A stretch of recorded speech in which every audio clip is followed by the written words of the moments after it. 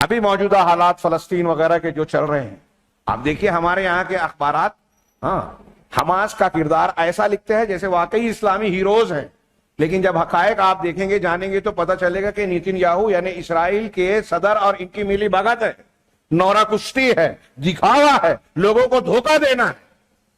ترکی اور ایران کو امریکہ کے خلاف اور ایران فلسطینیوں کا حامی دکھایا جاتا ہے، جبکہ انہوں نے آج تک ایک گولی نہیں دی، ہمیشہ ساتھ دیا ہے شیعوں کی۔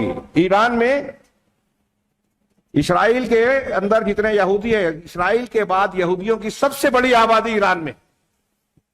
ایسی اور بھی بہت ساری حقیقتیں ہیں۔ مسلمانوں کا کئی مقامات پر آج کی تاریخ میں یہ لوگ قتل عام جہاں کر رہے ہیں وہ خبر میں بھی نہیں آتا۔ اگر ایک اخبار میں یا انٹرنیشنل لیول کی میڈیا میں کوئی خبر آ رہی ہے تو یہ بات دماغ میں رکھ لیجئے کہ وہ خبر یہودیوں کی چاہت کے بغیر نہیں آ رہی ہے، اور یہودیوں کی چاہت کے ساتھ عالمی طاقتوں کی خواہش کے مطابق اگر کوئی چیز آ رہی ہے تو ہمارے خوش ہونے کی ضرورت نہیں ہے۔ نیتن یاہو نے بتایا کہ یہ دیکھو ہمارے اسرائیلی 12 لوگ مر گئے تو ہمارے مسلمان جشن منا رہے ہیں، خوشی منا رہے ہیں۔ کتنی سطحی دماغ، کتنی غیر علمی، اور اب تک بار بار مارے ٹھوکے جاتے ہیں لیکن عقل نہیں آئی۔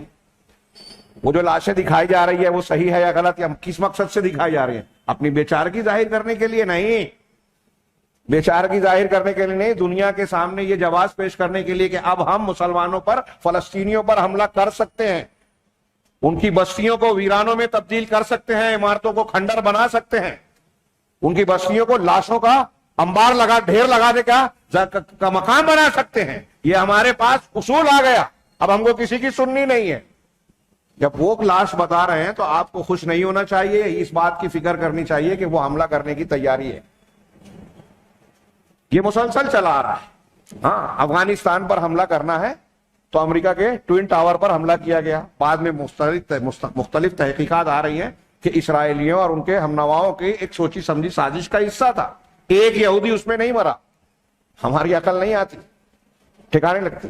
ہندوستان میں اگر مسلمانوں کو پر ہاتھ ڈالنا ہے تو اس سے پہلے ایک کانڈ کروایا جائے جس پر مسلمانوں کا الزام لگایا جائے اور اس کے بعد حملہ کیا جائے۔ یہ مسلسل یہ تدبیر اختیار کی جاتی ہے، اور ہمارے یہاں جوش جذبے کا ایسا معاملہ ہے۔ یہ قرآن و حدیث اور صحیح منہج نہ ہونے کی وجہ سے صحیح فکر نہیں ہوتی۔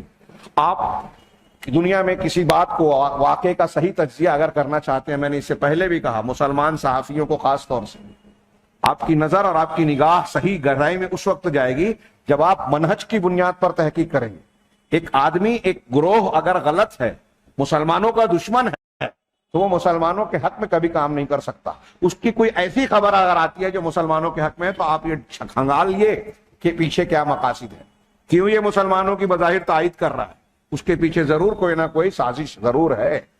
اور اس سمت میں سر فہرست تو مسلمانوں کی تاریخ میں سب سے نمایاں طور پر منافقت کا کردار نبھانے والا طبقہ روافض کا ہے، ایران کا ہے، جس نے کبھی مسلمانوں کا ساتھ پوری تاریخ میں نہیں دیا، مسلمانوں کے فائدے کا کام نہیں کیا، تو آج کیسے کریں گے؟